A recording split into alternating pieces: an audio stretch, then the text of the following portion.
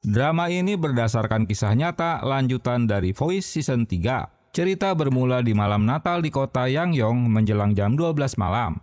Terlihat 3 orang yang mengaku sebagai sirkusmen sedang berjalan di bawah hujan salju dengan memakai jas hujan. Berita di televisi menyiarkan padatnya jalanan di mana keluarga sedang menikmati suasana Natal.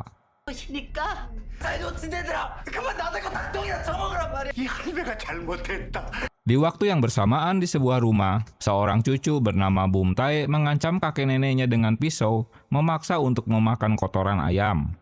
Hanya dikarenakan tak membelikan ponsel baru untuknya. Bum Tae telah terkena hipnotis oleh sirkusmen. Ia diminta untuk mengirimkan foto mereka. Namun karena kakek nenek menolak perintahnya, maka sirkusmen mendatanginya. Seseorang dengan perawakan kerdil membunuh Bum Tae di hadapan kakek neneknya, lalu membunuh kedua manula tersebut.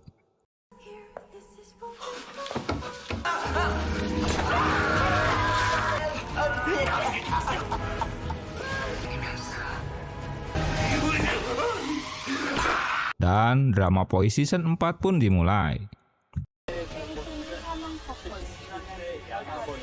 기다리시는 게 아니요, 부팀장님. Kwon-jo menghampiri seorang wanita berjubah hitam menikam Kang-wo dengan pisau. Kwon-jo berteriak meminta si pembunuh untuk berhenti. Saat si pembunuh mendekatinya, dia memperlihatkan wajahnya dan itu mirip dengan Kwon-jo.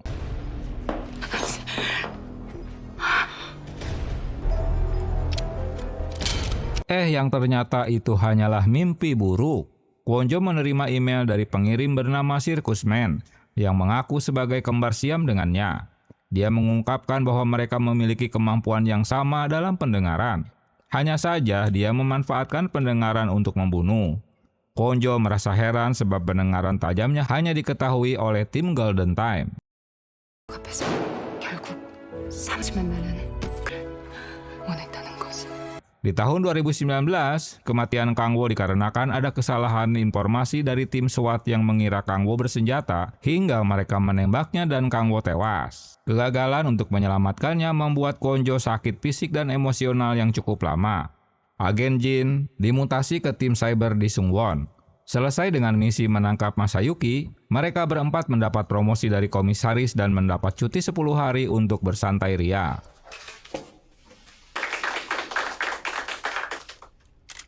다들 열을 푹 쉬고.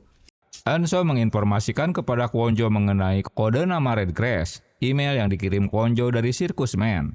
Ini terkait dengan kematian Bum Tae dan kakeknya yang menjalankan usaha peternakan ayam di Yangyong. Kwon-jo lalu memberitahukan informasi kepada Eunso bahwa Sirkusman dapat mendengar suara yang tidak bisa didengar orang lain sama seperti dirinya. Kwon-jo meminta Eunso mencari pembunuhan yang mirip di Yangyong yang terjadi tanggal 25 September. Pembicaraan mereka terhenti karena ada berita jika Mall Gaewon lantai 3 menerima telepon dari seseorang yang mengaku telah memasang bom di dalam bioskop. 지금 출동하셔야겠습니다. 센터장. 현장 지령 예정이며. Tim tiba di TKP. Para pengunjung berhamburan keluar gedung. Melalui telepati pendengarannya, diduga bom terdapat di toilet wanita. Robot pendeteksi bom pun dikerahkan. Mereka malah kecewa karena itu hanyalah mainan anak-anak. 장난감일 거예요. 누가 장난친 것 같은데요? Di tempat lain, Kepolisian Metropolitan Korea bekerja sama dengan LAPD untuk menangkap kartel narkoba bernama Gonzales. Target is drunk on my count. We're going. 한국 경찰은 자국민들 보호하라는 짓이고요. LAPD dipimpin Derek Cho. Lalu mereka bergerak di saat target masuk ke toilet. Tugas polisi Korea mengamankan pengunjung. Dengan berlagak mabuk, Derek Cho masuk ke toilet. Namun ia diusir kedua pengawal Gonzales. Hingga mereka jadi baku hantam. Kegaduhan ini terdengar oleh Gonzales.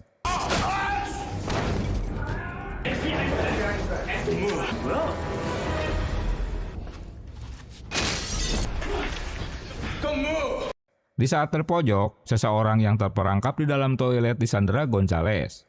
Tapi Derek Cho yang emang gila tak peduli dengan keselamatan sandera.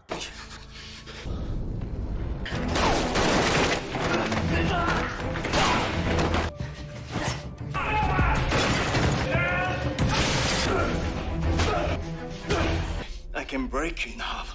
Dengan susah payah, Gonzales berhasil ditangkap dan melaporkan pada atasannya. Derek Cho memiliki adik bernama Lisa yang tunarungu. Kedatangannya ke Korea untuk mencari ayah mereka bernama Gyu So. Dengan dibantu seorang ahjusi, ia mendapatkan bukti tes DNA dan sebuah alamat yang diduga milik ayahnya. 자, 여기 조기철 씨 주소입니다. 3로 40에 Setelah menyelidiki, Eunso mendapatkan informasi bahwa dia menemukan kejadian serupa yang terjadi tanggal 25 September tahun 2020. Insiden terjadi sehari setelah Kwon Jo menerima surel kedua dari Sirkusman. Itu artinya Sirkusman telah memperingatkan dirinya jika pembunuhan itu akan terjadi. Kwon Jo menerima email ketiga dari Sirkusman, kali ini berupa pesan suara jika pembunuhan akan terjadi lagi tanggal 25 Maret di tahun 2021. Ia mencoba mengidentifikasi suara tersebut.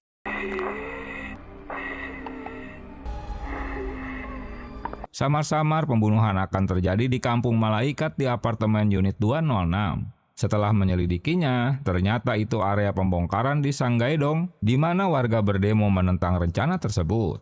Kwon Jo menghubungi detektif Park jika email yang didapatnya merupakan peringatan pembunuhan pada mereka. Singkat cerita, Lisa menemui Gyu Chol, ahjusi yang diduga ayahnya. Namun Gyu Chol membantah jika dia bukan ayah kandungnya. Ia mengatakan bahwa dia tidak pernah memberikan anak-anaknya untuk diadopsi.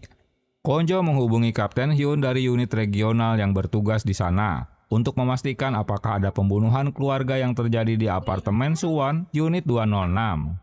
Ia menerima pesan surel sebagai peringatan pembunuhan yang berikutnya akan terjadi.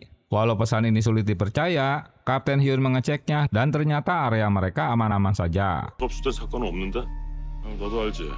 풍산시 골든타임즈 센터죠. Di apartemen Suwon, hanya keluarga unit 206 yang masih bertahan di rumahnya.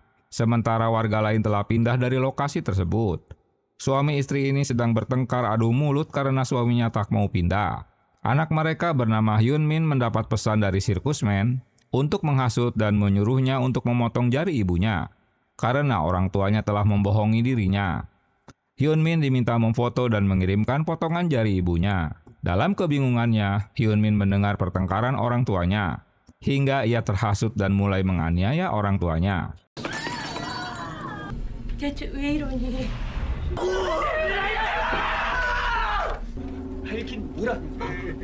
Hingga ia terhasut dan mulai menganiaya mereka.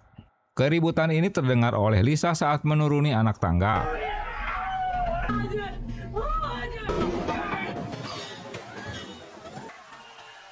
Hyun Min tak jadi melakukannya karena hipnotisnya menghilang. Maka kelompok Sirkusman itu mendatangi dan membunuh mereka.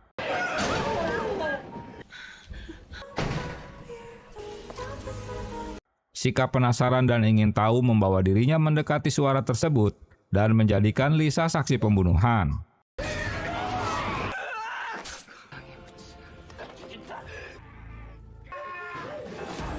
Diam-diam ia segera keluar meninggalkan TKP. Namun dia menyentuh pot bunga hingga mereka mendengar kegaduhan. Dengan ketakutan, Lisa bersembunyi di dalam lemari di sebelah unit TKP.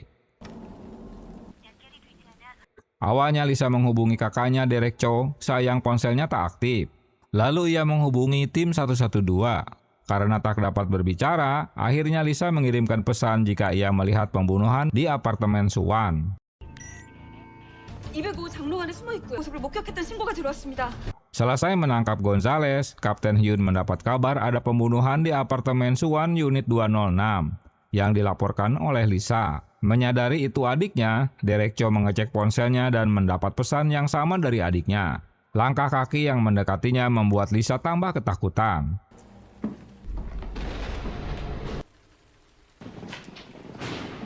Sirkusman mencurigai sebuah lemari dan membukanya, tapi Lisa tak ditemukan. Merasa penjahat itu telah pergi, Lisa mengambil boneka miliknya yang terjatuh. Saat itulah Sirkusman menangkapnya.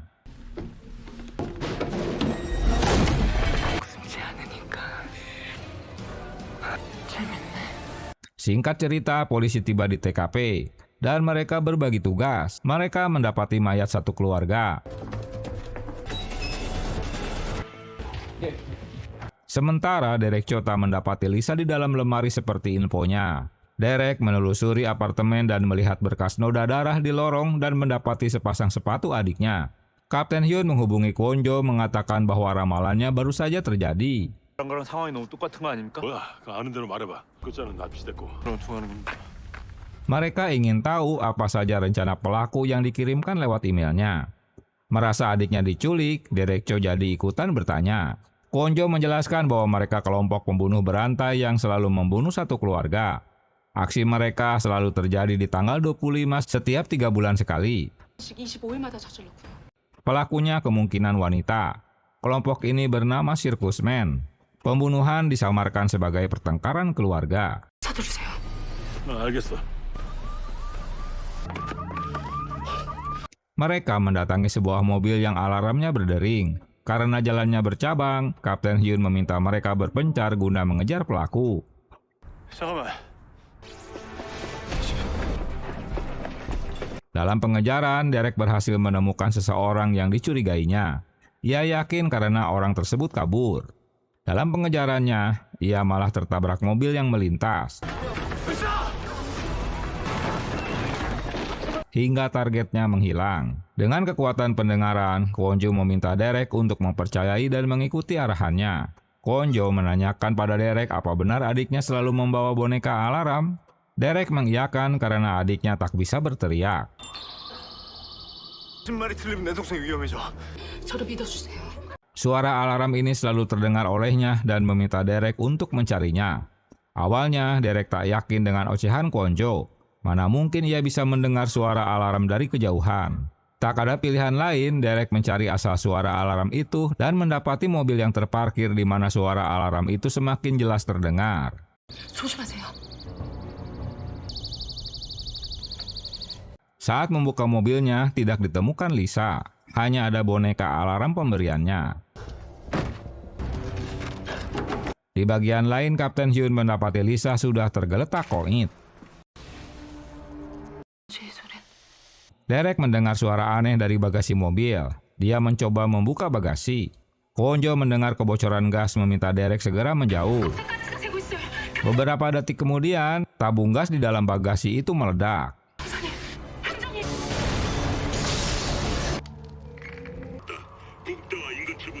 Trio Circus Man menyaksikan adegan ledakan mobil dari kejauhan.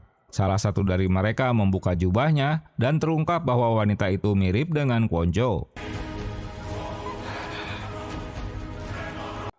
Derek marah dengan ocehan Kwon Jo karena mengikuti arahannya hingga ia hampir terbunuh.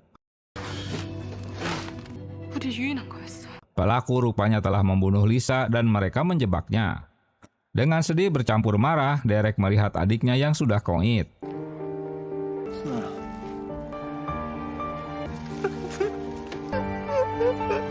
Dengan tubuh terlilit lampu Natal. Derek memberitahukan ciri-ciri pelakunya pada Kapten Hyun jika ia seorang wanita berambut bob dengan mengenakan jas hujan warna hitam. 조 여사님은요? Listen to me. If we ever have to find that killer. Atas penyelidikan agen Jin, Hanso memberitahukan jika IP address yang mengirimkan email padanya berasal dari Pulau Pipo, bukan dari Tiongkok. Polisi melaporkan bahwa ia menemukan saksi yang melihat wanita dengan jas hujan di lokasi konstruksi setelah merebut pesanan taksinya. Kwon Jo menghentikan Kapten Hyun jika pelaku kemungkinan kabur ke Pulau Pimo. Menurut supir taksi, penumpangnya turun di Bandara Gimpo. 비행기뿐이에요. 오늘 한국항공 15분에 한국항공 죄송합니다. Kedatangan mereka di bandara pas betul di saat para penumpang akan boarding. Sayang tak menemukan wanita yang dicari. Mereka kembali ke apartemen karena menemukan bukti baru.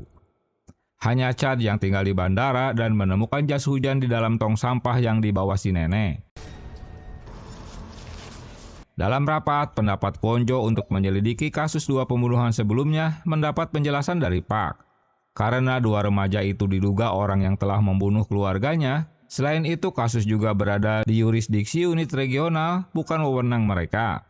Jadi untuk membuka kedua kasus itu, mereka harus mendapatkan bukti kuat. Daripada pusing-pusing, Kwon Jo menyuruh mereka untuk berlibur aja 10 hari sesuai perintah atasan. 청장님, 비모청 출장 지원하고 싶습니다. dan meminta izin komisaris untuk berlibur di Pulau Pimo. Di kantor forensik, Derek melihat mayat adiknya yang banyak terdapat bekas siksaan sebelum tewas. 부분의 자창이 살아있을 때 가해진 걸로. Chad memberikan jas hujan yang ditemukan. Kedatangan Kapten Hyun dengan membawa foto tersangka dibantah Derek karena tak sesuai dengan apa yang ia lihat dan keterangan adiknya jika pelakunya wanita. 이 사람 아닙니다. 나라 동생도 못 구하고 내 눈으로 똑똑히 봤습니다. Derek tetap akan menyelidikinya ke Pulau Pimo. Derek meminta izin atasannya untuk memperpanjang seminggu tinggal di Korea guna membantu penyelidikan kematian adiknya. I'll do my best. Don't cause any trouble. Mereka membereskan barang-barang bawaannya untuk pergi ke Pulau Pimo. Sementara Chad mendapati daftar penumpang yang pergi ke Pulau Pimo dan menemukan beberapa wanita untuk dianalisa. Singkat cerita, Kwon-jo tiba di Pulau Pimo untuk menemui Inspektur Jong-suk dan Direktur Yang Bong-man. 정말 괜찮겠어. 경찰 끝나서 사건도 별로 없어. 아니어서 꼭 와보고 싶었거든요. 그럼 청부터 둘러볼까? Kedatangan Derek Cho menemui Inspektur Jong-suk diketahui Kwon-jo. Dalam pembicaraan, Jong-suk mempersilahkan Derek untuk menyelidiki tersangka yang diduga baru mendarat di bandara. Tapi ketertiban umum di Pulau Pimo harus diperhatikan karena pendapatan pulau ini dari pariwisata. 비모도가 관광지라 그냥 조용히 수사하시지. Kwon-jo menyapa Derek yang baru kali pertama mereka bertemu. Namun tak disambut baik. Ia menganggap Kwon-jo tak dapat membantunya. 아무나 신경 써요. 냄새 끼어들지 말고. Sesaat kemudian, Chad mendapat foto tersangka yang dicarinya. Yang mengejutkan, foto itu mirip dengan Kwon-jo. 아닙니다. 이거 Yang tentu mereka menodongkan pistolnya karena dituduh sebagai pelaku pembunuhan adiknya. Kericuhan ini membuat tim Kwon-jo yang baru saja datang terkejut dan langsung membela atasannya. 범인이 절 사칭한 겁니다. 잔머리 쓰지 마. 우리부터 먼저 쏴라. Park jengkel kali karena tingkah polisi Los Angeles ini berulah seperti di negaranya. Beberapa saat kemudian, tim cyber Amerika mengidentifikasi jika foto pelaku yang baru saja didapatnya ternyata hanya menggunakan topeng silikon. There is a slight crack on it. Untuk meniru wajah seseorang. Hingga kesalahpahaman ini terselesaikan. Ocehan Kwon-jo tentang penjahat wanita ini memiliki pendengaran tajam seperti pendengarannya yang orang lain tak bisa mendengarnya, tak dipercaya Derek.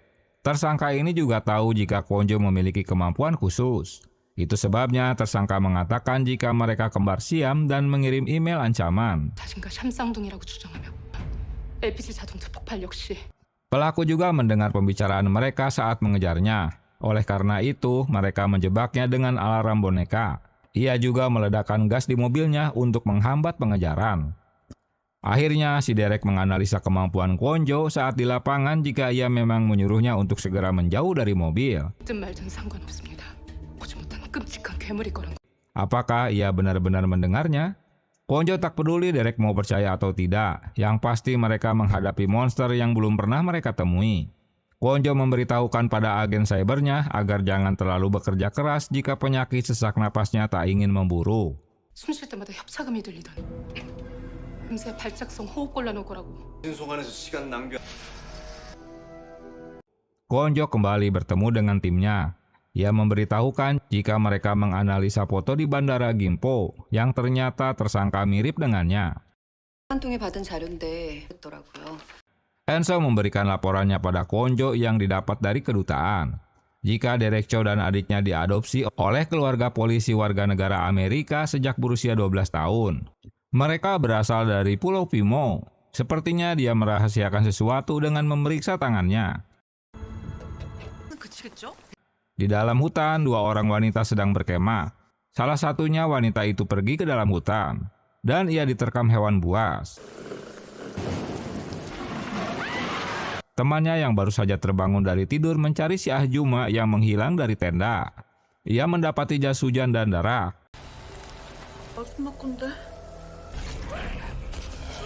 Dengan ketakutan, ia melaporkan pada tim 112 apa yang baru saja ia alami dan di mana ia berada, hingga Kwon-jo mengambil alih untuk menanganinya. 신고자님 센터장 광고. Eunso mendapati laporan jika Ah Juma yang menghilang satu pesawat dengan tersangka untuk datang ke Pulau Pimo. 모두로 내려왔다고 뜨는데요. 항공이잖아. 실종자 장례수. 조 경감님도 동행합니다. Dan meminta tim termasuk Derek untuk membantunya. Mereka bergegas untuk menyelamatkan korban dengan dibantu polisi hutan. Mereka memasuki satu rumah. Dengan kepekaannya, Derek berhasil menemukan sesuatu. Di tempat berbeda, si Ah Juma belum tewas, ia masih dikejar anjing liar. 진짜인 것 같아요. 멧돼지인 것 같습니다. Hingga di suatu tempat, Ah Juma itu dapat bersembunyi di bawah pepohonan dan selamat dari kejaran anjing liar. Lalu ia menghubungi 112 dan diidentifikasi bernama Gyu-min. Dari temuan kain yang terdapat noda darah, Derek tahu jika itu bukan ulah anjing liar melainkan seorang pria. 사람이 짓습니다. Menyadari situasi sudah aman, Ah Juma itu keluar dari persembunyiannya dan menemukan sebuah rumah.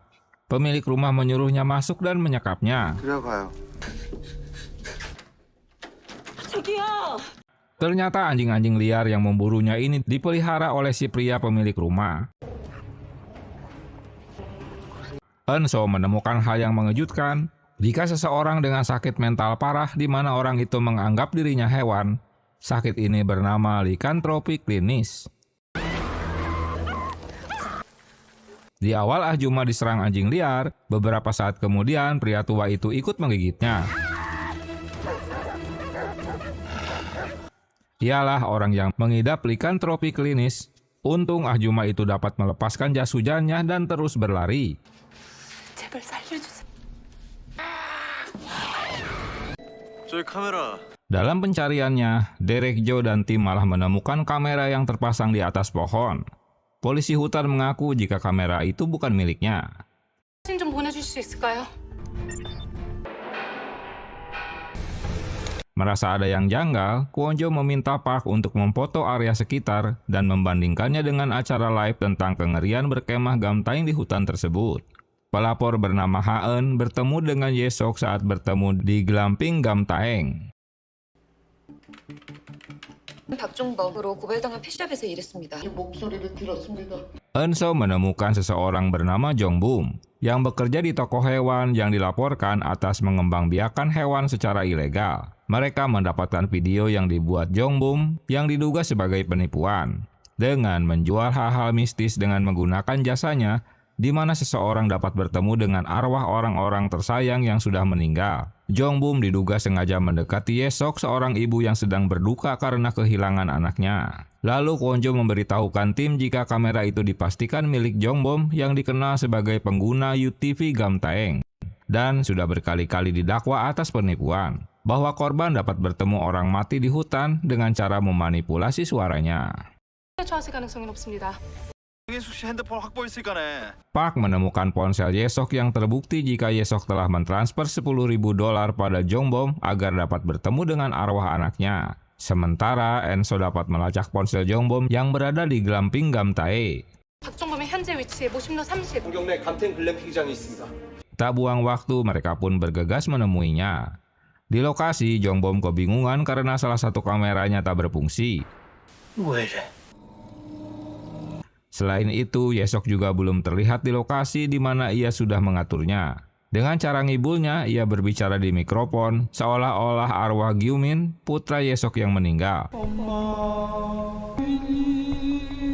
Ia terkejut dengan kemunculan Park dan tim, hingga mereka menangkapnya walau sempat melakukan perlawanan.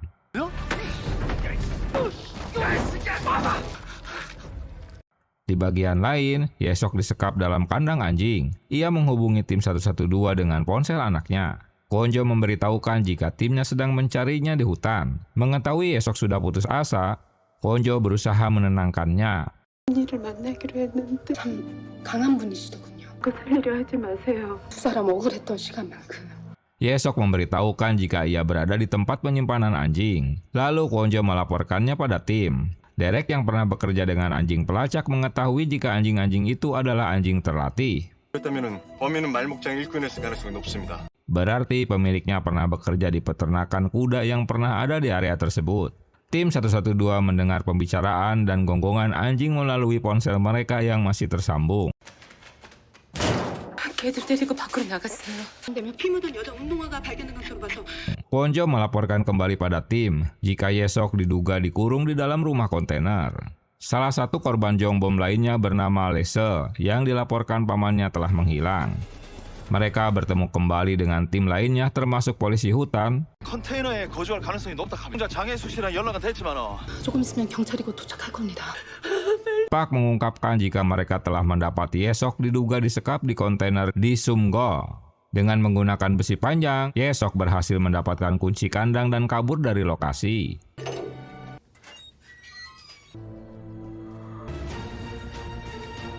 Kaburnya ini masih termonitor Kwonjo lewat ponselnya dan memberitahukan tim jika Ye-sok dalam pengejaran. Hingga di suatu tempat Ye-sok tertangkap kembali.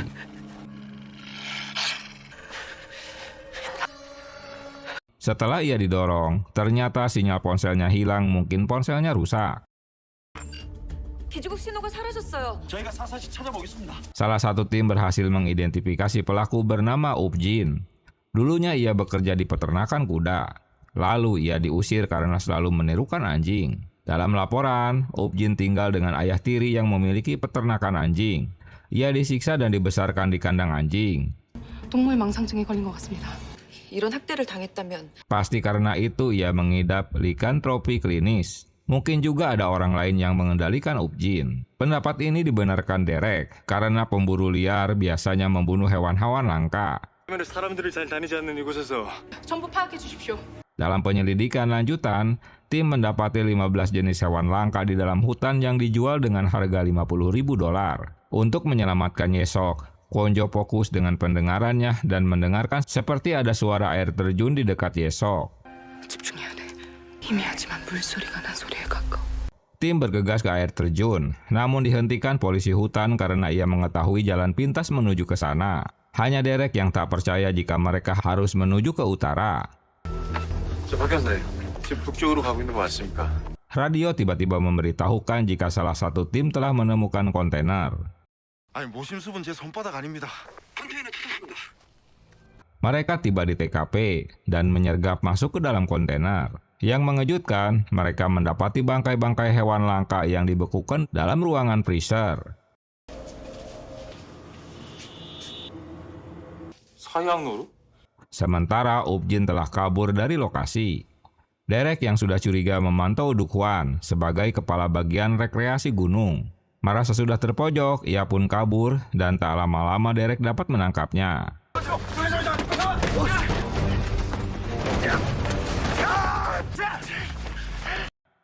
Dalam laporannya, Dukwan memiliki izin kepemilikan senjata api dan bertanggung jawab untuk melindungi hewan langka. Dukwan membantah jika ulah Upjin menyandera Ye-sok atas perintahnya. 그 새끼 짓이라고! 그냥 심부름이나 좀 시킨 건데.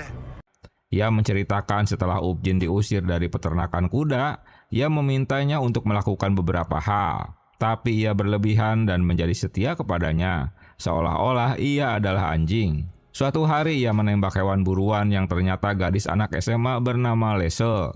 Lese ketakutan hingga terjatuh dan kepalanya terkena batu hingga tewas. 당신을 납치, 감금 및 살인 교사. Dengan ingatannya yang tajam, Derek dapat memperkirakan jika Upjin akan bersembunyi di gudang pupuk di mana mereka pernah memeriksanya. Park baru menyadari jika kain sobek yang pernah mereka temukan adalah milik Lese.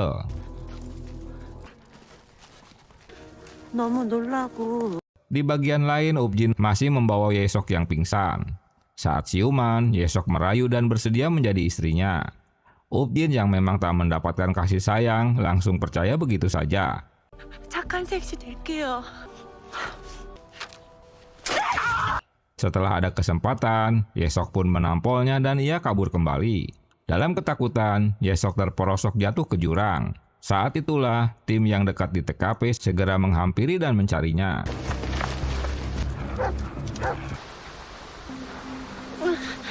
Ye-sok yang terluka parah tak dapat bergerak. Saat itulah seekor anjing menghampiri dan menggonggong untuk meminta pertolongan.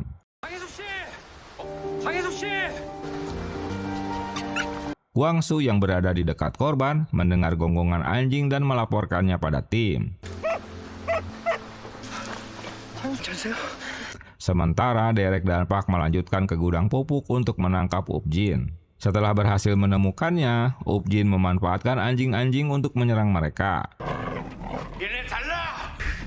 가족이 아니라 Derek yang paham dengan anjing pelacak tak kesulitan mengalahkan anjing-anjing itu.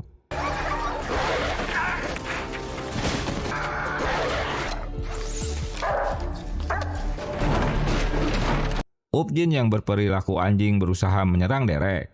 Derek mengetahui apa yang telah terjadi pada Upjin di masa kecilnya. 어린 시절 네가 당했었던 그 Di mana ayah tiri selalu menyiksa dan menganggap anjing piaraan.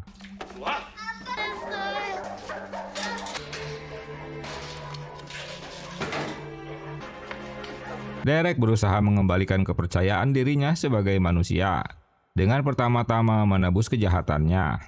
Dengan sentuhan kelembutan hati, Upjin akhirnya menyadari jika dirinya hanyalah manusia.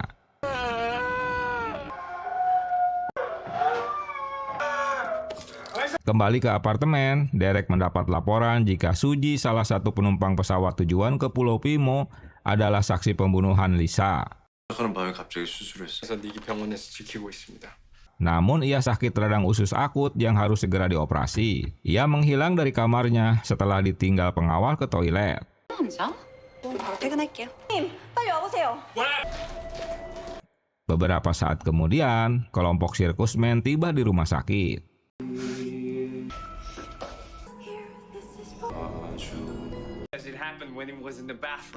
Penasaran dengan hilangnya Suji dari kamarnya, Nick mencarinya hingga mendapatkan petunjuk jika Suji turun ke basement. Ia segera menyusul dan menemukan Suji yang akan kabur dengan mobilnya. Tak susah untuk menangkap kembali Suji yang diduga tersangka pembunuhan Lisa dengan membawa kembali ke kamarnya. Kedatangan Derek dan tim untuk menginterogasi. 우리가 장난하는 것처럼 보입니까? 다시 묻겠습니다. 친구들이랑 생파하다가 찾는 사람만 아니면 당신 처벌 안 해. Suji memiliki alibi kuat jika ia berada di tempat ultah temannya, jadi Derek membebaskan dengan sebelumnya melihat kondisi tangannya. 왜 이러세요?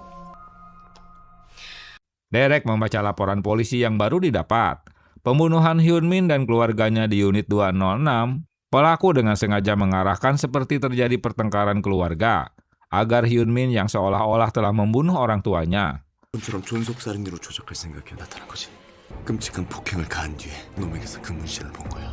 Apesnya Lisa berada di waktu dan tempat yang salah, hingga ia jadi ikut korban pembunuhan. Metode ini juga yang terjadi pada Bum Tae di malam Natal. Derek mendapat surat yang sebelumnya ditulis oleh adiknya bahwa ia telah menemui agen adopsi anak di Korea guna menemukan ayah kandungnya. 찾아다니고 있어서 내가 왜 갑자기 버려진 게 아니라 Lisa meminta maaf karena tak memberitahukan sebelumnya. Surat ini telah menyayat hati dan perasaan Derek yang kehilangan adik tersayang. 조금만 기다려줘. 좀비로 되돌려줄게. Scene beralih ke Kwonjo. Inspektur Jong-suk terkejut karena komisaris polisi Pongsan tiba-tiba memindahkan tim Golden Time ke Pulau Pimo. Jong-suk tahu alasan Kwonjo berlibur ke Pulau Pimo sebenarnya untuk menangkap pembunuh. Bahkan Derek Cho bergabung dengan Golden Time karena ia saksi yang melihat pembunuhnya. 상황실장한테 말해두지. 직접 본 목격자이기도 하고요. 팀 업무에 지장 없는 선에서. Direktur Bongman memberikan tempat khusus untuk tim Golden Time. Secara resmi, Kwonjo mengumumkan keberadaan tim Golden Time bekerja di Pulau Pimo. 골든타임 안에 생명을 구하고자 하는 팀인 거. Seorang cyber bernama Han Woju melamar untuk bergabung dengan tim Golden Time dengan memperlihatkan hasil karyanya apa yang telah ia kerjakan. 재미로 해요? 운영자거든요. 혹시 뺑뺑이 돌려도 골타팀 너만 주시면. Di bagian lain, jauh-jauh Kwonjo menemui detektif Sim agar bergabung dengan timnya, karena ia memahami area Pulau Pimo. Sayang tawarannya ditolak. Selain ia sedang cuti, ia juga orang yang diduga telah melakukan korupsi di kepolisian. Jadi ia tak mau merusak citranya. 형사님도 미련이 있으니까 Tim sedang menghadapi pembunuh berantai yang memiliki kemampuan mendengar seperti dirinya, yang telah membunuh 3 keluarga. 골든타임 팀에는 아무런 도움이 안 될 겁니다. Dalam rapat, Derek memberitahukan jika ponsel Hyun Min berhasil dipulihkan. Mereka menemukan riwayat pembicaraan telenot dengan seseorang. 민한테 접근한 걸 수도 있겠네요. 뭔가 비밀 대화를 꾸준히 했다는 단서는 됩니다. Bergabungnya Woju di ruang rapat menjelaskan apa yang terjadi. Para pecandu game itu umumnya remaja dengan menggunakan server gelap. Mereka bermain dengan melakukan 5 level untuk mencapai level tersulit. Setelah menjadi badut, para pemain itu harus membunuh teman, guru, atau keluarga mereka. Cara mereka membunuh seperti psikopat. 무기도 엄청나요. 전기 톱, 도끼. Pada level tinggi, alat yang digunakan seperti kapak, gergaji mesin, bor, dan mereka akan mendapatkan stiker lencana kehormatan. Salah satunya Hyun Min memiliki stiker tersebut. 더 소름 돋는 건 호감을 갖는다는 거예요. Seorang penyelam mendapatkan gelang di dasar laut yang terperangkap di sebuah kuali besi. Ia panik karena gelang itu seperti milik anaknya. Mereka melaporkannya pada tim 112 jika seseorang bernama Gaeun tewas di dasar laut. Tim Golden Time tiba di lokasi di saat seorang nenek sedang menghardik seorang kakek yang diduga telah membunuh cucunya. 법에 맡기소. 깜빡이서 못 나게 할 거니까네. 거짓말하지 맙소요. Park berusaha menenangkan si nenek karena jasad cucunya belum diangkat ke permukaan. Bagaimana ia bisa yakin jika itu cucunya?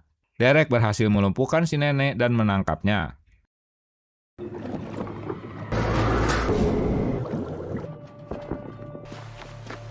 Polisi pantai berhasil mengangkat kuali besi ke permukaan. Setelah mengeceknya, ternyata mayat itu bukan cucu si nenek. 야, 웬 경찰들이야? 사람 죽었는데? Tapi seorang instruktur selam yang bekerja dengan detektif SIM karena tanda tato di tangannya. 차강사입니다. 저랑 같이 일하는 다이버샵 강사 같아요. Dari hasil pemeriksaan di tangannya, Derek menduga jika ia seorang pecandu yang ditikam dengan pisau. Detektif SIM tak mengetahui jika pegawainya pecandu narkoba. 문신 사진 전송합니다. 인지도 확인하고. 네, 알겠습니다. 사금융 대출 있습니다. 채무자 있는 것으로 확인되네요. 마약류관리법 위반 전과. Kwonjo meminta Woju untuk mencari tahu lebih dalam mayat wanita bernama Soyun. Dari data yang didapatnya, Soyun menjual narkoba di Telenot. Setelah menanyakan pada temannya, Park memberitahukan kelompok Black Dragon yang terdiri dari jaringan Rusia-Cina yang baru-baru ini kehilangan narkoba jenis Star Flower di saat pengiriman.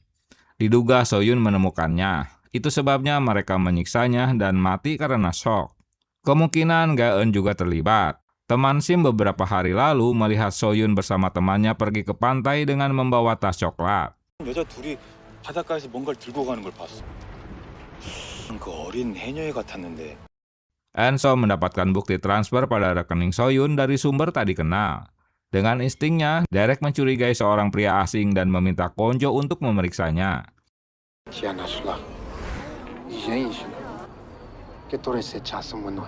Dengan pendengarannya yang tajam, Kwonjo mengetahui jika pria asing itu berbicara dengan seseorang, jika mereka juga menculik Gaeun. Karena sudah ketakutan, Suji memberitahukan Kwonjo jika ia mendengar kembali lagu Nina Bobo seperti di tangga pesawat. 도망칠 때 비상계단에서 들었던 자장가. 자장가를 들었다고요? Ia menduga jika pembunuh itu sedang menghampirinya, karena mereka tahu jika ia memiliki bukti rekaman. Setelah mengirimkan bukti rekaman, Suji meminta Kwonjo untuk bertemu di Taman Surok dalam 10 menit. Baru saja akan masuk ke mobilnya, tiba-tiba Suji dikejutkan dengan kemunculan Kwonjo KW berada di hadapannya. 경찰서에 계신 거 아니었어요? Ternyata Suji sedang merekam video saat selfie di dalam pesawat dan salah satu sirkusmen ikut terekam olehnya. Yang Kwonjo tahu, sirkusmen itu seorang wanita yang mirip dengannya. Kembali ke parkiran, Suji merasa aneh karena kuku wanita yang di dekatnya ini panjang. Padahal yang ia tahu Kwonjo berkuku pendek. Selain itu suaranya juga berbeda. Setelah membuka topengnya, ternyata ia seorang pria. 죽이시면 가만히 있어. Penjahat itu langsung menyuntikkan narkoba pada Suji. Di bagian lain, Derek dan kawan-kawan masih mengejar pria asing yang diduga kelompok pembunuh. Walau mendapat perlawanan, tapi mereka dapat menangkap si bule.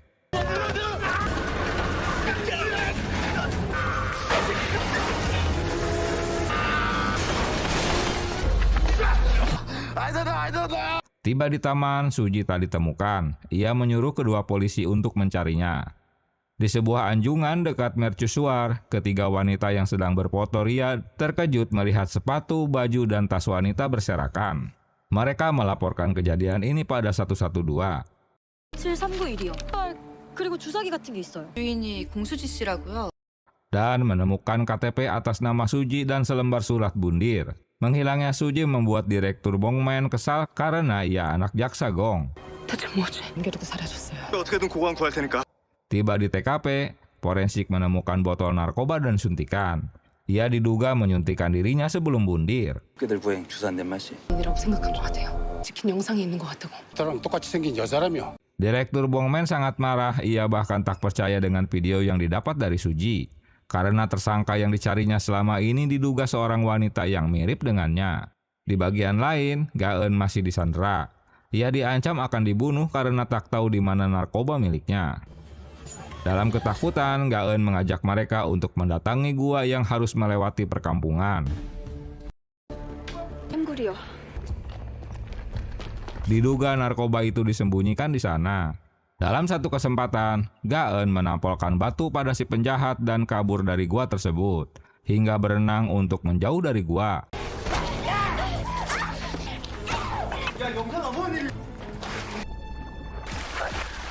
Rencana ini diketahui mereka karena ada penjelasan tentang gua tersebut.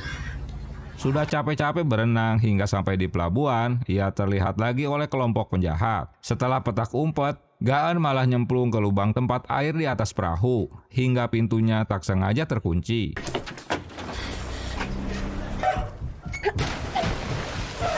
Karena terkurung di tempat itu, ia teringat dengan pemberian jam tangan dari Soyun yang dapat terhubung ke toko alat selam sebagai sinyal penyelamatan yang sudah terhubung dengan GPS. 그래서 고관까지 납치한 것 같고요. 그럼 최영사 시기에서 긴구조 위치 전송이 왔어요. Setelah menekan tombolnya, sinyal itu tersambung pada jam tangan SIM yang masih bersama polisi. Setelah melacak lokasinya, mereka bergegas untuk menolong Gaeun. 좌표 해진마을로 나왔습니다. 바로 출동해 주세요. Tiba di lokasi, mereka mencurigai seorang pria dan langsung menangkapnya. Di tempat berbeda, Gaeun yang sudah kecapean karena harus terus berenang akhirnya tenggelam. Derek memeriksa kapal-kapal yang terparkir, sambil dibantu oleh Kwonjo dengan pendengarannya yang sensitif. Tapi masalahnya ada banyak distorsi angin, ombak laut, hingga jadi menyulitkan analisanya. 위험해질 수 있습니다. 소리가 크고 거칠어서. Untunglah Gaeun masih dapat menggedor tutup besi tersebut, hingga Derek dapat mengetahui lokasinya. 호텔 문을 두들기고 있어요. Walau harus menghadapi penjahat yang menyerangnya.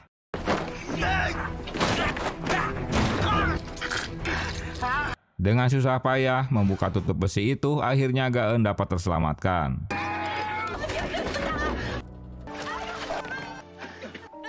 Gaeun menceritakan tentang tas coklat berisi narkoba yang dipegangnya malam itu direbut Soyun dan berencana untuk menjualnya. Tapi Gaeun menentang, hingga mereka tertangkap dan disiksa. Soyun dibunuh di hadapannya.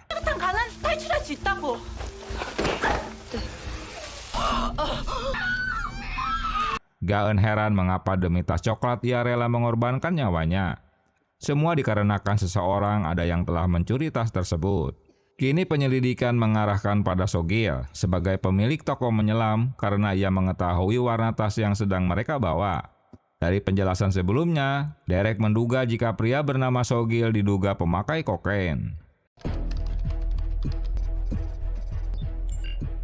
Tim 112 mencari di mana Sogil berada. Karena ponselnya tak bisa dilacak, mereka menemukan mobilnya yang terparkir di dermaga Womiri.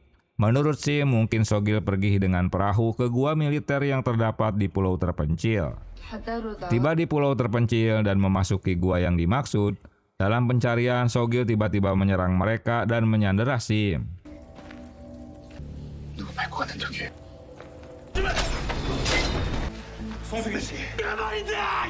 Setelah terpojok, Sogil mengakui jika ia telah mengambil tasnya. Saat akan mengembalikan narkoba pada mereka, kelompok itu membunuh Soyun di hadapannya. Jadi ia membatalkan niatnya. dan ia pikir bisa memulai semuanya dari awal. Derek tak percaya dengan ocehannya. Ia menduga jika Sogil orang yang melenyapkan Soyun dengan menenggelamkannya agar mayatnya tak diketahui polisi, hingga tak ada yang tahu jika ia pemilik narkoba. Saat akan menenggelamkannya, ia tak menduga jika Soyun masih bernapas.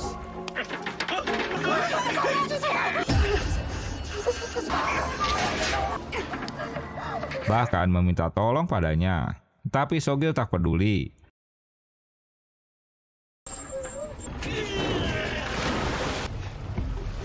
Mereka berhasil menangkap Sogil setelah Sim melawan dari cengkeramannya. 합류하는 걸로 봐도 될까요? 돌아온 걸 환영합니다. Karena Sim ikut berpartisipasi menangkap Sogil, Kwon-jo menganggap jika Sim menerima tawarannya untuk bergabung.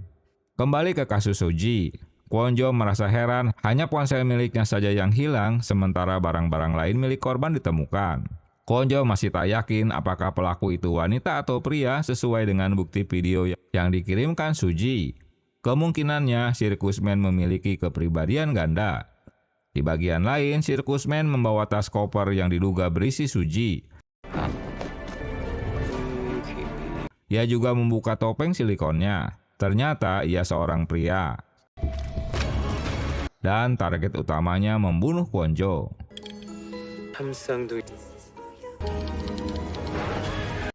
Derek menduga jika Suji hanya diculik di tempat yang sulit ditemukan. Dalam rapat, Derek mengungkapkan jika pelaku memiliki kepribadian ganda. Itu sebabnya mereka tak dapat menemukan pelaku saat di bandara karena hanya fokus pada penumpang wanita. Setelah menangkap Suji, lalu pelaku membawa tas dan sengaja memberantakan isinya seolah-olah ia bundir. Detektif Sim mulai bergabung dengan tim Golden Time. Rencana mereka untuk menangkap sirkusmen ditentang Inspektur Jong-suk karena takut jaksa Gong terusik dan marah. 일 끝났으니 가봐.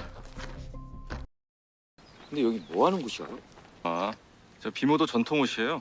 여기는 Sim mengajak Kwang-so pergi ke desa Sonang, suku asli Pulau Pimo. Di tempat yang sama, Direktur Bongmen juga sedang menemui jaksa Gong. 수지 병원까지 들이닥쳤어요. Ayahnya berpendapat jika Suji bersembunyi bukan diculik. Apalagi kondisi putrinya sedang stres karena ketahuan nyontek di kelas. Hingga ia harus cuti kuliah. Mereka menemui kepala desa untuk meminta tolong mendapatkan Suji. 무슨 죄가 있어? 죽지 않았어. 네가 찾아낼 것을. Dengan dibantu paranormal bernama Yeonji, tak basa-basi ritual pun dilakukan. Tapi mereka tak dapat mengembalikan Suji. Bahkan sesuatu kemalangan yang lebih besar akan terjadi di pulau mereka.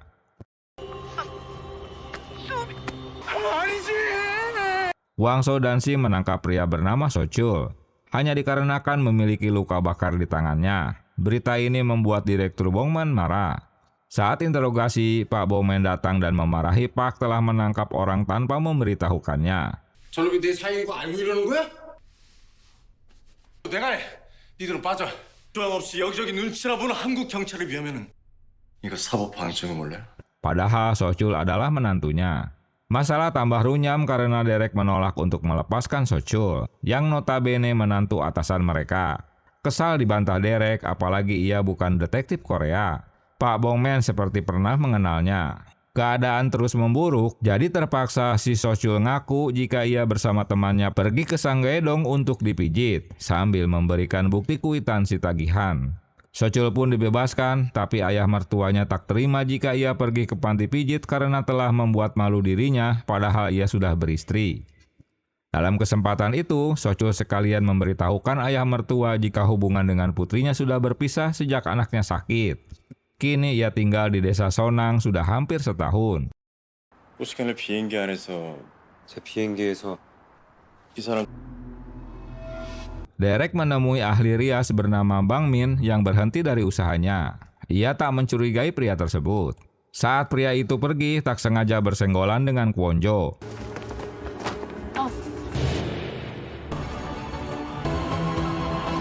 Lalu pria itu memakai kacamata. Kwon-jo dan Derek sempat adu mulut setelah Derek mengetahui jika Kwon-jo menyelidiki identitasnya bahwa Derek berasal dari Pulau Pimo. 난 어떻게 살았고 앞으로 어떻게 살든 관심 꺼요. Chad memberitahukan jika tugas mereka di Korea tersisa seminggu. Selain itu, Direktur LAPD juga mendapat keluhan dari kepolisian Seoul karena aksi penyelidikan Derek. 정방면 추가 사료입니다. 좀 더 솔직해지는 게 어때요? Mengetahui waktu penyelidikan di Korea tinggal seminggu, Derek jadi tak bersemangat. 말씀하신 거 이거 맞지? Pak Bongman mendapat laporan tentang Derek, yang ternyata perkiraannya benar jika Derek bocah yang pernah tinggal di Pulau Pimo. Kedua anaknya diadopsi setelah kematian ibunya. Saat itu Derek memberitahukan jika ibunya tak mungkin bundir, tapi ada seseorang dengan julukan hantu tornado yang telah menculik ibunya. 이제 산적 있냐고. Setelah yakin, Pak Bongman memberitahukan Kwon-jo jika ia mengetahui kasus tewasnya ibu Derek. Seorang ahjuma memberitahukan jika korban memiliki 2 anak tapi lain bapak. Saat itu Bongman untuk kali pertama menangani kasus ibu Derek yang memiliki tato di tangannya. Detektif yang menangani kasusnya adalah paman Bongman. Jadi ia hanya patuh mengikuti perintahnya. Pak Bongman mengetahui Derek kisah 28 tahun lalu apa yang sebenarnya terjadi saat itu. Ia mengakui jika kasus ibunya bukan bundir seperti ocehan Derek di masa lalu, tapi emang dibunuh. 현인 선배 형사한테 내 눈을 멀게 만든 것도 가족이 당한 일들이 없어지진 않겠지만요. 타살인 게 확실했다고. 그냥 타살이 뭘 안다고 떠들어. 윗선에서 내려온 거니 그냥 덮어. Ia yakin setelah mendengar dari radio detektif bahwa itu perintah atasan untuk menutup kasus. Sambil memberikan alamatnya saat ini, mantan atasannya yang kini jadi tukang batu di desa Sonangchon yang terkenal dengan souvenir kerajinan batu. Desa ini dibangun oleh tetua terhormat di pulau ini. Ia menampung orang-orang terlantar dan menjadi keluarga.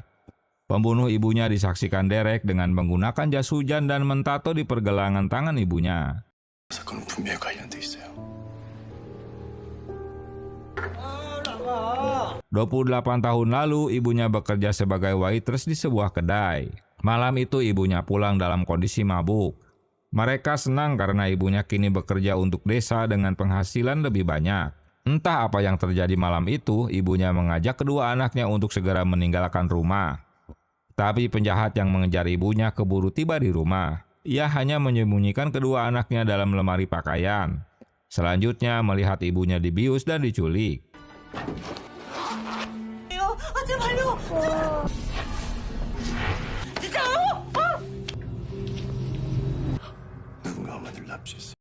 Di suatu tempat, Suji berhasil melepaskan ikatannya dan kabur dari tempat tersebut.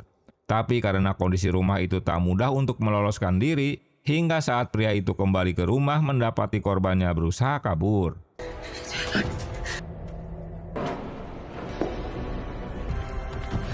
Kunci mobil yang baru saja ditaruh berpindah tempat, jadi ia tahu jika Suji masih di dalam rumah.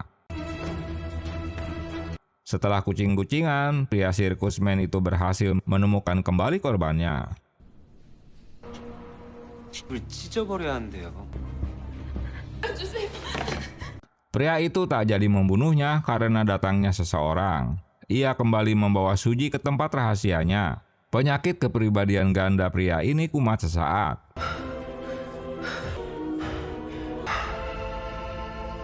Seorang pria lain menjemput guna memberitahukan jika 500 patung jenderal untuk dipajang di acara festival dirusak anak-anak. Wojo mendapatkan informasi tentang sirkusmen jika IP-nya beralamat di warnet Wongsan-gil 40. 위치가 어디야? 원상구 원상길 40 스타일 PC방이고요. IP address itu sama dengan email yang dikirimkan pada Kwon-jo. Tim bergegas ke TKP, sementara Kwon-jo mengatur strategi melalui Woju untuk menjebak sirkusmen. Enso melaporkan situasi warnet yang akan mereka targetkan. Dan tim dibagi 2 untuk menyergap dari arah pintu depan dan belakang. Setelah menanyakan pada pegawai warnet, tersangka menggunakan PC nomor 27. Mereka terkejut karena pelaku seorang gadis ABG yang tak sesuai dengan pelaku. 뭐예요? 학생, 맞아요. 꼬셔가지고 연락했어. Saat mengidentifikasinya, Enso mendapati jika remaja itu bernama Said Byo. Ia memiliki masalah dengan orang tua angkatnya. Ia diadopsi sejak usia 4 tahun. Setbyo juga selalu melakukan penipuan dan berpura-pura jadi polisi untuk melakukan pemerasan. Selama ini ia selalu mendapatkan kekerasan dari orang tuanya hingga kabur dari rumah. Setbyo tak mau pulang ke rumah. Ia lebih baik bundir. 부모님 연락처 뭐야? 아면 그 새끼가 또 Pak Bongmen mengunjungi bengkel pahat batu milik Byung Chul. Tak sengaja ia menemukan ukiran pada batu seperti gambar tato yang ditemukan di lengan ibu Derek. 엄마와 아주 행복하게 살고 있었어. 년이 들어 딸을 다 긁어 모아서 커다란 Sirkusman sedang menghibur Suji dengan ceritanya. Suji kesal karena merasa dipermainkan. Ia berusaha untuk melobi agar ayahnya membayarkan uang tebusan, tapi ditolaknya.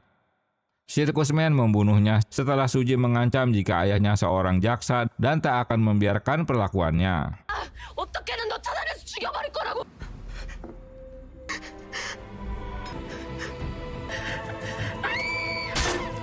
Seiring dengan tewasnya Suji, Yeonji yang masih melakukan ritual tiba-tiba lampu di sekitarnya mati. 어떡할 수 있지? 어떻게 참을 수 있었어요? 죽이고 싶었는데. 가서 막 안 봐? 걔도 컴에 엄청. Chad membawa laporan tentang seorang pria bisa menjadi wanita dengan menggunakan peralatan, obat-obatan, dan hormon orang tersebut untuk menyesuaikan penampilannya. Kasus ini pernah terjadi di Australia, Inggris, dan Kanada. Semua ditempuh untuk membingungkan polisi. Hal ini hanya muncul dalam kasus gangguan identitas disosiatif parah. Lalu Derek meminta Chad untuk menyelidiki Bang Min tanggal 25 di mana adiknya tewas. Di bagian lain, Sirkusman akan beraksi untuk membunuh targetnya. Ajaibnya, ia dapat merubah bentuk tubuhnya menjadi seorang wanita yang mirip dengan Kwon Jo. Apalagi merias wajah dengan kostum dan penampilan yang bisa berubah 180 derajat.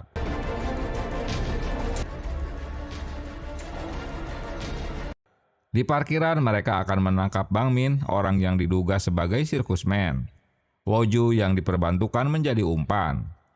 Mereka mengalami gangguan komunikasi karena berada di basement hingga Kwon Jo pergi ke lobi. 형사님. Woju berteriak-teriak ketakutan setelah mengetahui di bagasi mobil ada mayat.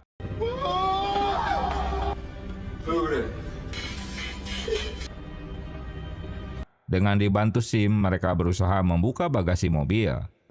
Di tangga darurat, Kwon Jo bersenggolan dengan seseorang. Suara pria ini persis sama dengan ocehan Sirkusman. Lalu Kwon Jo menodongkan pistolnya. 전에 만난 적이 있는데. 내가 들었던 서커스맨 성문하고 일치해. 꼼짝 마. Dan pria yang ada di hadapannya ternyata Bang Min. Dalam situasi menegangkan, Derek memberitahukan jika Sirkusman sebenarnya adalah Bang Min. Karena telah terbongkar penyamarannya, dengan mudah Bang Min merebut dan membuang pistol Kwon Jo. 나만 듣고 있습니까? 이걸로 날 잡겠다고. Sirkusman merasa terganggu dengan kiprah Kwon Jo selama ini. 나와 이 멍청하냐? Tim 112 memberitahukan Derek jika Kwon Jo pergi ke pusat perbelanjaan Doram untuk menemui Sirkusman. Menyadari ada yang tak beres dengan Kwon Jo, Derek pergi menyusulnya. Saat itulah penyakit Bang Min kumat jika kedua kepribadian yang ada di tubuhnya saling bertolak belakang untuk membunuh Kwon Jo. Bagasi mobil terbuka, ternyata tak ditemukan mayat. Kwon Jo melakukan perlawanan dengan menembakkan pistolnya. Mereka yang mendengar suara tembakan segera membantunya.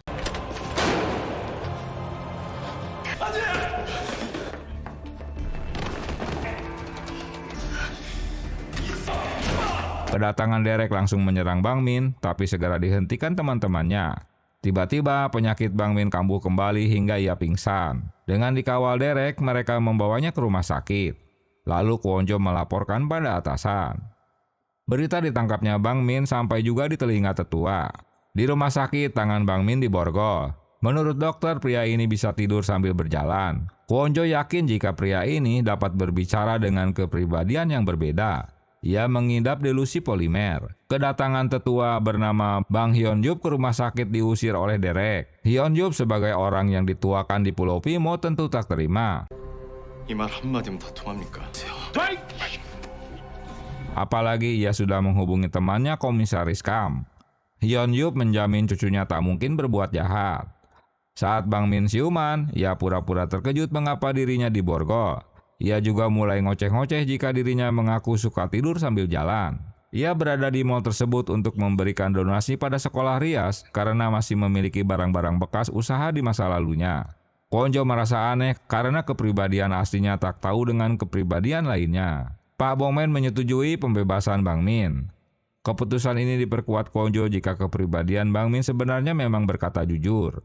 Kwon-jo memberitahukan jika ia merekamnya saat penyerangan terjadi.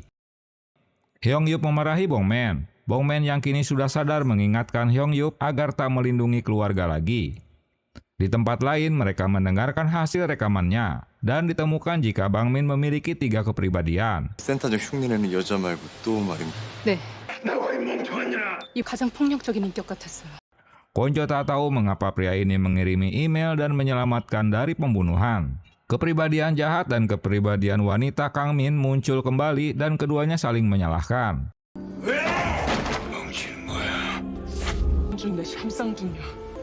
좀 싸우세요.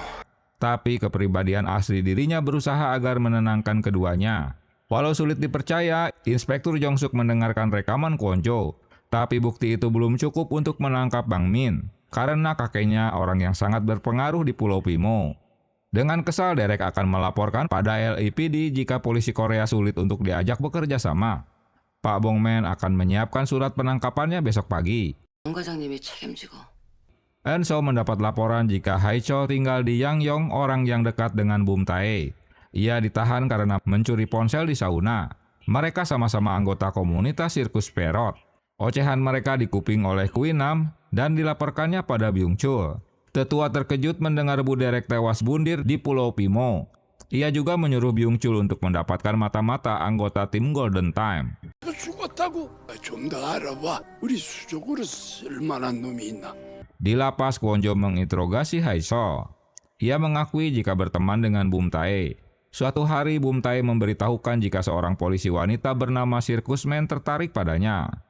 Lalu ia mengirimkan pesan lebih dulu bahwa Sirkusman dapat menyingkirkan semua perundungnya di sekolah.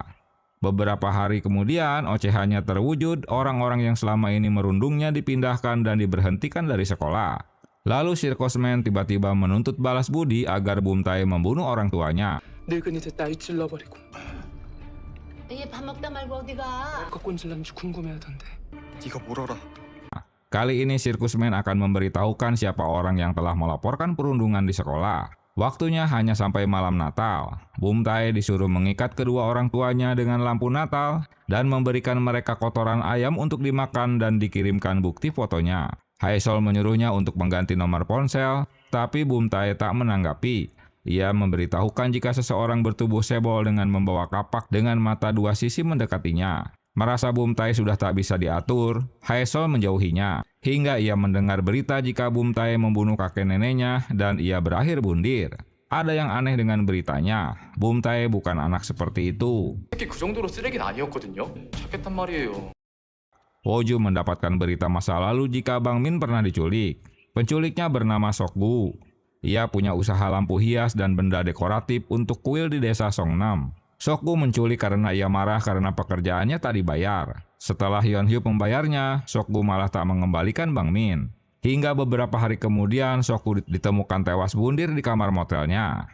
Pria yang melaporkannya bernama Man Taek yang sama-sama menginap di motel tersebut. Dalam laporan petisi yang dibuat ayah Sok-gu jika anaknya tewas dibunuh. Polisi yang menyelidiki kasus ini bernama Hyung Tae, orang yang sama menyelidiki kasus Ibu Derek. Mereka harus menemukan kapak ini di rumah Bang Min. Diam-diam Bang Min pergi dari rumah, hingga Man Taek menemukan mayat Suji yang disembunyikan di dalam tas koper.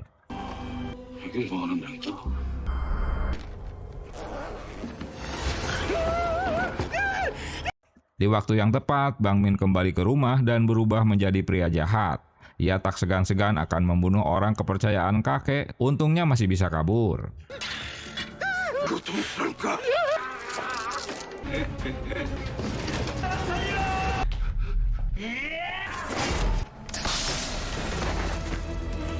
Di bagian lain, tetua sedang melakukan ritual dengan para pengikutnya. Tetua mengingat masa lalu jika Bang Min memang sudah memiliki kepribadian ganda.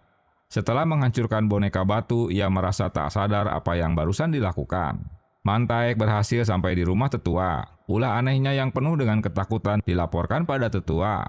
Man Taek melaporkan tentang jasad Suji yang ditemukan di rumah Bang Min. 이를 기억하고 있었어. 그 무슨 말이야? 그 방 안에 제가 있는데. Lalu ia memberikan air minum agar dapat menenangkannya. Tetua selalu menutupi kejahatan yang dilakukan Bang Min. Di saat Byung-chul bertanya, Derek dan Kwon-jo menyelinap ke rumah Bang Min. Man Taek berhasil menyelinap ke kantor polisi di saat penjaga sedang berbicara dengan pengendara mobil.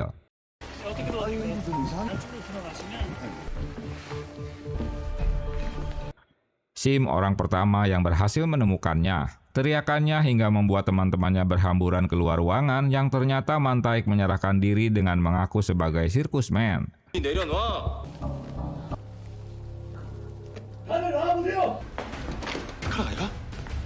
Sementara Derek belum menemukan kapak yang dicarinya, malah menemukan Bang Min yang pingsan dengan luka tikaman. Mereka mendapat laporan jika Man Taek menyerahkan diri mengaku sebagai sirkusman sambil membawa potongan rambut dan gunting milik Suji.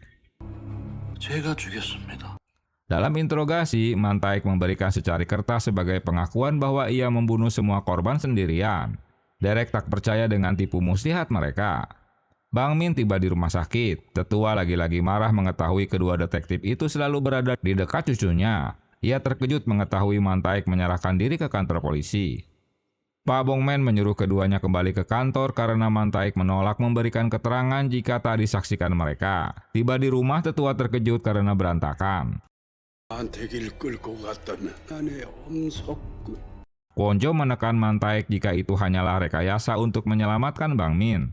Untuk membuktikan dirinya pembunuh, Man Taek memberitahukan jika jasad Suji ada di tempat sampah di Mall Doram. Kwon-jo menyayangkan Man Taek mau dijadikan kambing hitam. 공수지 사진 찾으러 간다. 내랑 다그쳐보자 소용없습니다.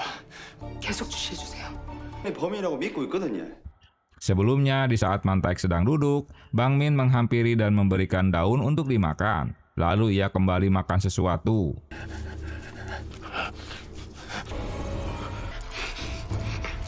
Di saat Park sedang berbicara di telepon dengan Woju, Man Taek mengalami delusi akut.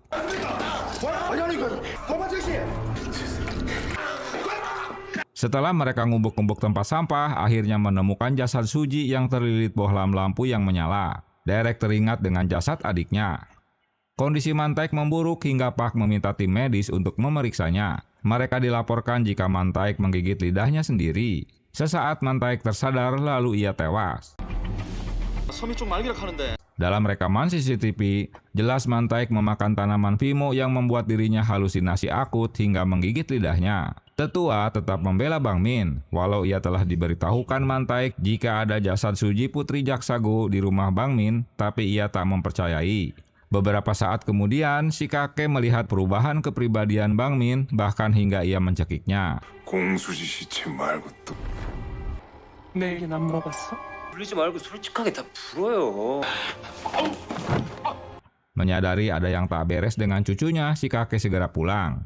Dan memberitahukan Byung-chul jika ocehan Man Taek benar jika dalam tubuh Bang Min ada arwah lain. Bang Min teringat jika dirinya sendiri yang menikam tubuhnya untuk memfitnah Man Taek.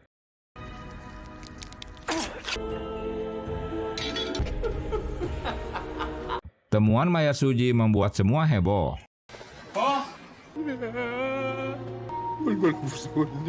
Kali ini Derek dan Kwon-jo membawa surat panggilan untuk Bang Min guna mengikuti tes kebohongan. Di tempat lain, Chad mendapatkan bukti penting melalui rekaman CCTV dari Hotel Black Hill. Di malam kejadian Sang Gaedong, ia keluar hotel dengan menggunakan jas hujan.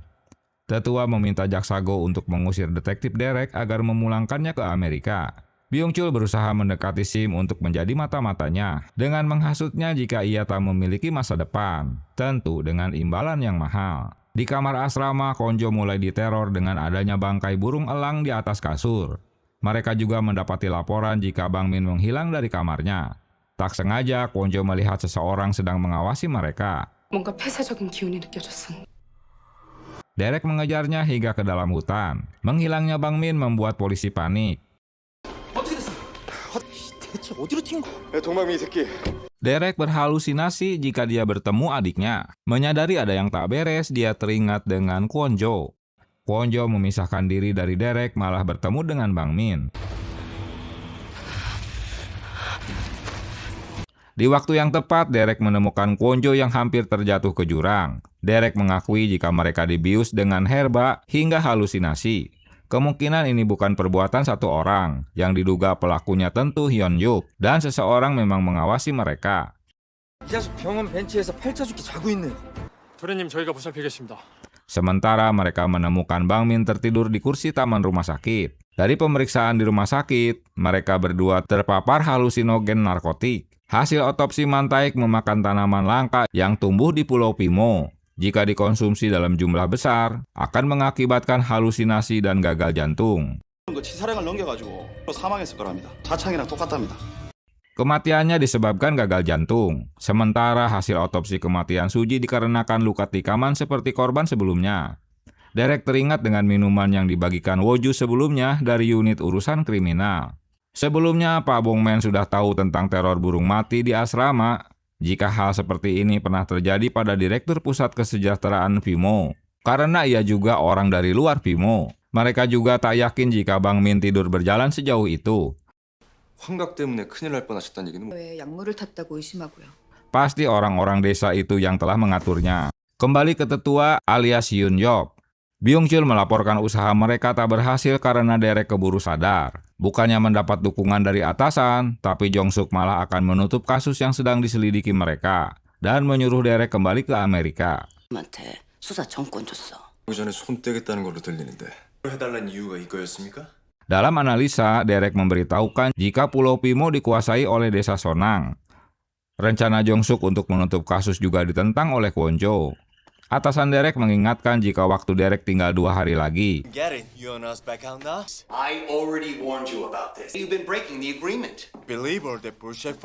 Dan harus segera kembali ke LA. Atasan merasa terganggu dengan laporan kepolisian Korea tentang ulahnya. Sim mendapatkan laporan keuangan desa Sonang. Jika Hyun-yup memperkerjakan 50 warga sebagai pengrajin batu, ia yang membayar gaji mereka. Tapi laporannya tak ada yang mencurigakan. Kini bahkan tim 112 mulai diganggu dengan banyaknya telepon iseng yang masuk. 오해 없이 들어주세요. 어디 휴양이라도 보내시는 게. 미 감청장한텐 Terlihat jelas jika Inspektur Jong-suk berhutang budi pada tetua Hyun-yup. Byung-chul memberikan tiket dan paspor agar Bang Min kabur ke Fiji untuk sementara waktu. 아저씨도 나 의심하잖아요. Ternyata cuma lamunan. Kini Yeonji dan Byung-chul tahu ada kepribadian jahat di tubuh Bang Min. Ia juga telah memfitnah Mantaek. Kembali ke Bumtae, ia meminta sirkusmen untuk menghapus semua riwayat jika ia sebagai pelapor bully. Sirkusmen berpura-pura sebagai pahlawan anak-anak remaja yang memiliki masalah dengan teman ataupun orang tua mereka. Setelah dibantu, sirkusmen akan menuntut agar Bumtae membunuh kedua kakek neneknya. Karena Bumtae menolak, akhirnya sirkusmen membunuh mereka.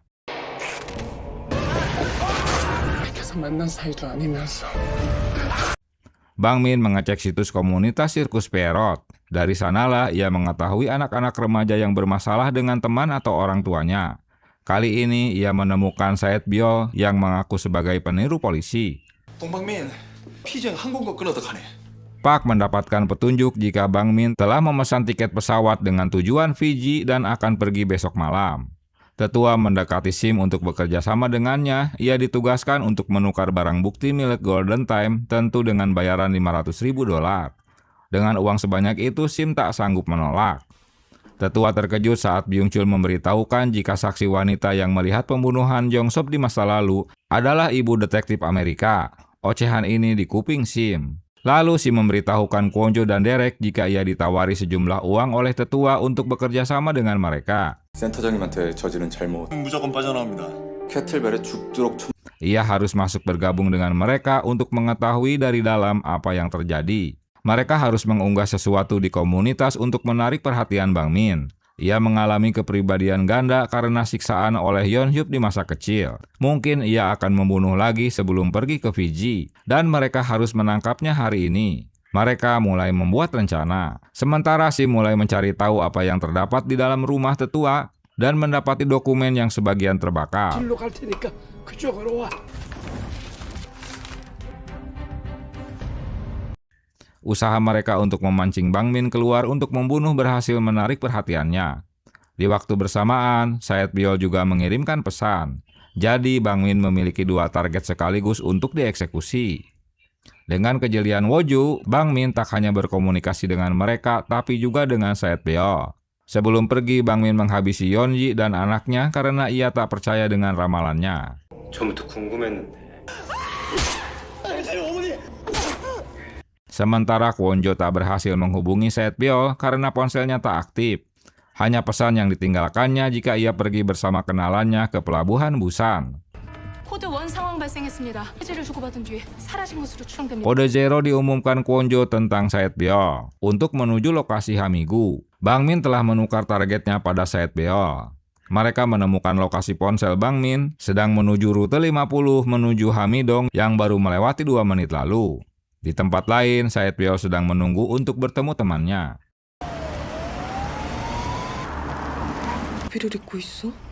Tepat jam 21.30, tak basa-basi Said Biol masuk ke mobil yang menjemputnya. Ia terheran mengapa pria yang menjemputnya memakai jas hujan padahal cuaca cerah. Polisi terus mengejar mobil Bang Min. Saat di lampu merah, Bang Min panik mendengar sirine polisi. Ia memaksa mobil di depannya untuk maju hingga mengacaukan lalu lintas.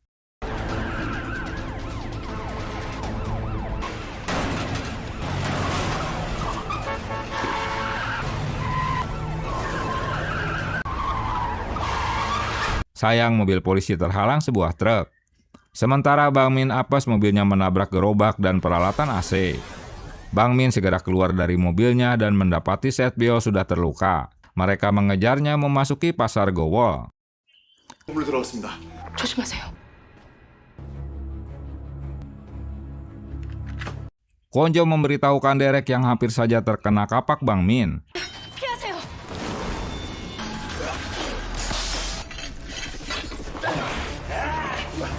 사장님, 지금 동방민이 Bang Min menolak jika ia yang telah menyuruh anak-anak remaja untuk membunuh orang tuanya. Ia hanya ingin membantu mereka. Derek terus ngoceh tentang masa lalu Bang Min yang selalu disiksa tetua hingga kepribadian aslinya merespon. Di saat itulah Derek menampolinya.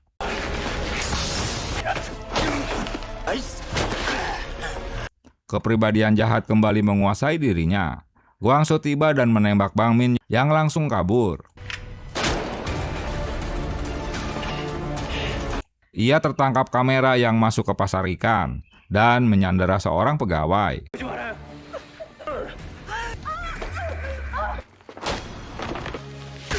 Derek yang sangat dendam pada pembunuh adiknya sudah sangat emosi hingga ia menembakkan semua peluru di pistolnya. Akhirnya Bang Min ditangkap kembali. Berita penangkapan Bang Min bocor ke media. Tetua tak terima jika cucunya ditangkap kembali. Jong-suk ini mendukung Kwon-jo. Selama ini ia tak mempercayai karena ada hutang budi pada tetua yang telah membantu usaha resort suaminya. 양반이 하는 리조트 사업 때문에 신세를 졌거든. 범죄가 감춰지는 거라고. Reporter menyiarkan berita penangkapan pelaku pembunuhan keluarga Sanggaedong. Bang Min memiliki gangguan delusi polipersonal. Mereka dibantu Siyong yang ahli dalam psikoanalisis saat interogasi. Pengacara Chae-yong meminta kliennya untuk diinterogasi oleh kepolisian di mana kasus pertama terjadi bukan di Pulau Pimo. Tapi Pak Bongman menolak karena peristiwa baru terjadi di Pimo. Siyong mulai menginterogasi. Kepribadian asli Bang Min meminta agar polisi memenjarakan dan mengobati penyakitnya. Tetua menemui Bang Min. Ia dikecewakan karena cucunya malah menyeret-nyeret namanya jika kakeknya juga bagian dari pembunuhan di masa lalu. Tak diduga Bang Min menolak untuk membatalkan pengakuannya karena emang kakeknya yang telah membunuh. Jarinya mengetuk-ngetuk meja, itu menandakan Bang Min jahat yang menguasai tubuhnya. Kakeknya juga telah menyiksa ayahnya setiap hari hingga tewas dan melecehkan ibunya hingga ia mengandung dirinya. Jadi tetua itu sebenarnya ayahnya sendiri. Bang Min harus pura-pura tunduk di hadapan tetua jika ia ingin masih hidup. Padahal kedua orang tuanya dibunuh di hadapannya. Itu sebabnya kepribadiannya buruk muncul dalam jiwanya. Bang Min mengancam ingin dipindahkan ke rumah sakit jiwa sebelum ia mengungkapkan kejahatannya. Woju memberitahukan temuan baru jika Bang Min baru saja memesan topeng silikon dan wig berwarna putih. Ia diduga akan menyamar sebagai kakek-kakek saat kabur ke Fiji. 그래서 뭔가를 갖고 나서 태우길래 봤더니 동방 화력과는 일치로 나왔어요. Sim memberikan laporan DNA Bang Min yang dibakar Tetua. Hasil DNA-nya cocok dengan milik Tetua. Selain itu, analisa rekam medis Bang Min saat usia 7 tahun, dokter menjelaskan jika ia memiliki kepribadian ganda selain berjalan di saat tidur. Penyakit ini mirip yang dialami Kang Wo dan Masayuki. Di rumah sakit, paranormal Yeonji baru siuman dari operasinya setelah ditampol oleh kapak. Ia sangat ketakutan. Yeonji datang ke desa Sonang setelah melakukan penipuan. Selama ini Tetua telah menipu dan memeras warga desa yang seolah-olah telah menjadi malaikat penolong mereka. Tetua menyuruh mereka minum air tanaman Vimo yang didapat dari dewa untuk membuat mereka berhalusinasi. Setelah itu Tetua berpura-pura menjadi dewa dan memperkaos gadis-gadis desa hingga melahirkan. Salah satu anak Tetua yang pintar adalah Bang Min. Setiap ada warga yang berusaha mengungkapkan kejahatan Tetua, orang itu pasti menghilang. Mereka mendapat kabar jika Bang Min akan dipindahkan ke rumah sakit jiwa.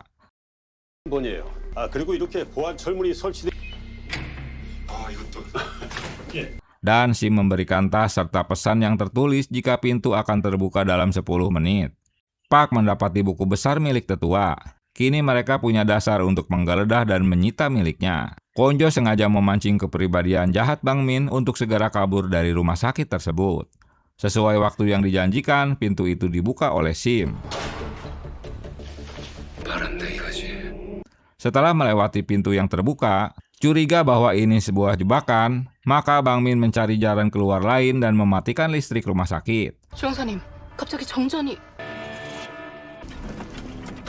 Mengetahui ada yang tak beres, mereka mendatangi kamarnya yang sudah kosong dan mendapati kabur dari jendela. Di luar rumah sakit, Sim memberitahukan jika Bang Min terlihat di belakang rumah sakit.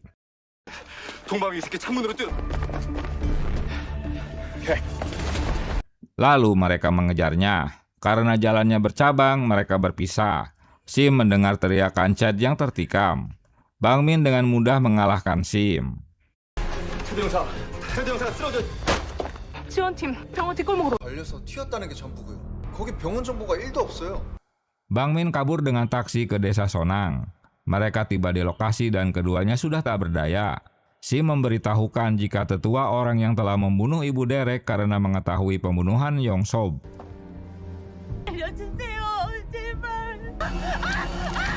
Tim menyelidiki melalui CCTV kemana perginya Bang Min. Tim Golden Time tiba di lokasi dengan membawa surat perintah untuk menangkap Tetua. Warga yang sudah terhasut menyiramkan bensin untuk melakukan bundir guna melindungi Tetua sebagai balas budi.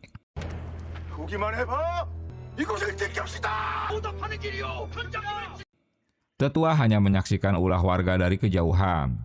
Tiba-tiba terdengar nyanyian Nina Bobo yang dilantunkan Bang Min alias Circus Man. Tetua mengemasi uang dan emas batangan untuk kabur. Kedatangan Bang Min tak memberi ampun untuk membunuhnya.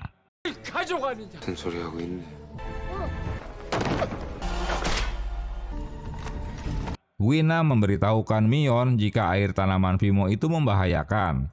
Ocehanna membuat sebagian warga percaya. Setelah memberikan bukti-bukti jika uang mereka telah lenyap, membuat warga jadi panik hingga salah satu bambu yang ada obor api membakar barikade hingga polisi tak dapat masuk. Sementara Derek dan Kwonjo diam-diam menyelinap untuk menangkap Tetua. 이제 기억이 났어요. 이따가 저 숲으로 달아나던 기억이 나요. Setelah Derek berhasil menangkap seorang pria, ia menembakkan pistolnya jika Tetua tak ada di rumah. Ia sengaja menipu mereka.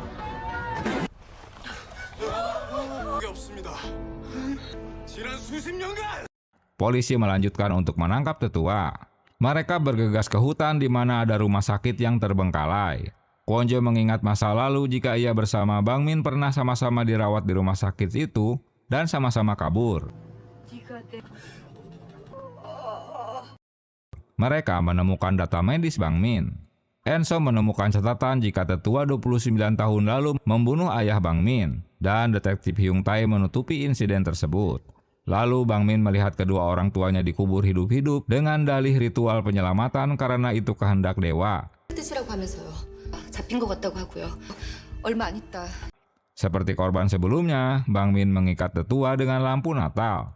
Setelah mereka berhasil menemukannya, Bang Min tak mau menyerah, ia malah kabur. 여기는 센터장 박형.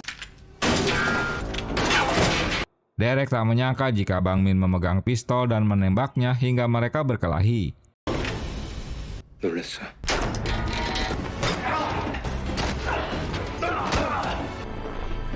Kwon Jo tiba di saat Derek sudah tersandera. 기억났구나. 고통스럽기만 했잖아. Kwon Jo mengingat masa lalu di mana ia bersama Bang Min pernah sama-sama kabur dari rumah sakit yang terbengkalai. Itu sebabnya mengapa Bang Min terinspirasi untuk meniru wajahnya. Dua kepribadian lainnya itu bernama Yong Sob dan Sok Gu. Di awal cerita, Bang Min berjalan bertiga saat membunuh Bun Tae. Kepribadian Bang Min berubah-ubah saat ia akan menembak Kwon Jo. Tapi lebih dulu timah panas itu mengenainya dari pistol Derek. Derek mencabut kameranya sebelum menembak Bang Min yang kedua kalinya. Dan akhirnya Kwon Jo pun memborgolnya. 쓸모없이다. 넌 평생을 감옥에서 동방맨 수염이로 체포한다. Inspektur Jong Suk memberikan konferensi pers tentang apa yang terjadi. Bang Min memberitahukan tidak lama setelah mereka kabur, rumah sakit itu ditutup. Bang Min mengingatkan Kwon Jo untuk menjaga telinganya karena mereka akan datang mengambilnya. Di bagian lain, Woju memberitahukan jika komunitas sirkus Pero ternyata milik Dr. Fabre. Dalam kondisi sebelumnya yang parah, tak disangka Sim dapat diselamatkan dari tikaman Bang Min. Begitu juga dengan Chad. Setelah urusan di Korea selesai, Derek dan tim diminta segera kembali ke Los Angeles. Now hurry up and get home. I've got some good news to testify in your and Lisa's case. Karena atasan memiliki berita bagus untuknya. Dalam berkas milik rumah sakit yang terbengkalai, seseorang bernama Sasaki Ritsuko memiliki pendengaran super seperti Kwon Jo. Wanita ini mengajak Kwon Jo pergi ke suatu tempat. 누구야? 쟤 어떻게 생겼는지 궁금하지 않아? Derek menyusul datang ke rumah sakit setelah mendapat informasi dari Chad. Ia hanya menemukan pesan dan semua perlengkapan milik Kwon Jo jika ia akan bertemu orang-orang yang tahu rahasia di balik kemampuan pendengarannya. Cerita ditutup Kwon Jo pergi dijemput mereka. Nah, apakah Poise akan berlanjut ke season 5? Ditunggu aja ya. 바보를